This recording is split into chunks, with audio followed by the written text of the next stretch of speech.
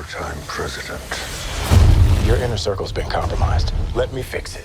Watch yourself. You're not Steve Rogers. You're right. I'm not.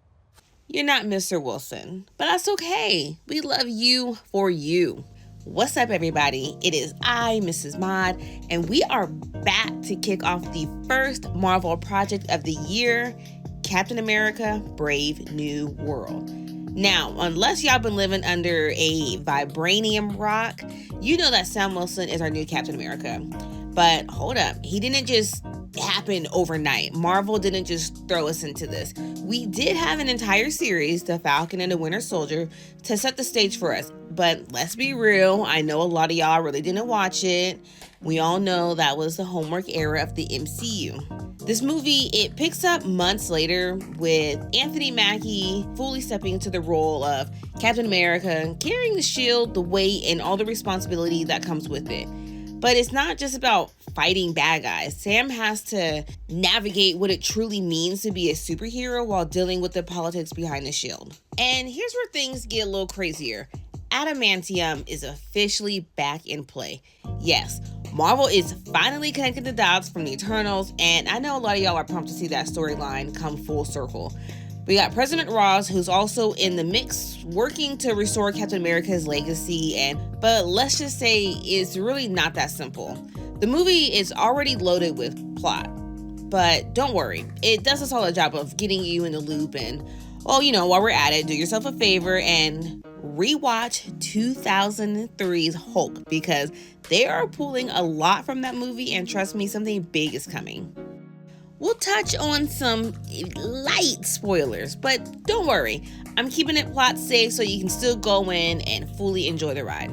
From the start, really, it gave me a tone of like the Winter Soldier. It really tried to recapture it as much as it could, but it brought back that grounded, high-stakes espionage feel for sure. But much like my reaction to the first Captain America film, my initial thoughts were it was solid, but nothing groundbreaking. Like, okay, we're here. But one thing I've always appreciated about Captain America, regardless of who's wielding the shield, is how he interacts with the other superpowered characters. The more dilemmas, the clashes, and just the dynamics overall, that always was an intriguing thing for me. And it works here. The supporting cast does a great job. It really works here. You got Danny Ramirez stepping and really expanding on his previous tease role he had, and he's a standout. And honestly, I think he's a dark horse for someone that Marvel could really start building some foundations on. But the major shift in the film is having Harrison Ford take over as President Ross. Of course, this change was inevitable after the passing of the legendary William Hurt, but I respect the challenge of stepping into such an established role. But that being said, Ford's portrayal felt noticeably different. While his performance was strong, it really lacked that gritty, nonsense intensity that really defined Ross in the previous roles. The character that we've known has always been this force, but the element felt somewhat, softened here, just a little bit. But given the circumstances, Marvel was dealt a difficult hand, and filling that void was never going to be easy, but it had to be done. As for surprises, there are a few notable moments, but nothing that will shake up the MCU in a major way. That being said, I've always loved the continuity, and seeing familiar faces return, it shows me that you care and that you do have somewhat sense of urgency. The theater was cracking up the whole entire time, and I'm not gonna lie, you know, I may have let a giggle out here or there, but what I really appreciated was that Sam Wilson isn't trying to be Steve Rogers. He's carrying out his own legacy, and you can feel it in every scene. And that suit, y'all, I mean, can we take a moment for the suit? Seeing it in action was a blast, and what I loved most was how he used everything at his disposal. But seriously, y'all, Marvel, let Sam go back to Wakanda already. Y'all have been teasing it long enough. I wouldn't be shocked if he shows up there sooner rather than later. The action felt big and cinematic, but still kept that grounded personal touch. We're not out in space fighting gods and celestials. This is a man carrying the weight of the world, going up against an absolute monster. And speaking of monsters, Red Hulk was insane. Some of those close-up shots were so detailed, y'all. I'd argue that they even outshined the regular Hulk. Just saying. Now, I already know the nitpicks are coming. The third act might not land for everyone, and I can see why some might feel a little bit let down. But for me, it left just enough on the table to keep us talking about what's next. And at the end of the day, I really enjoyed this movie. I've become a huge Marvel fan over the years. Shout out to my mans, Mr. Mod, if y'all ain't know.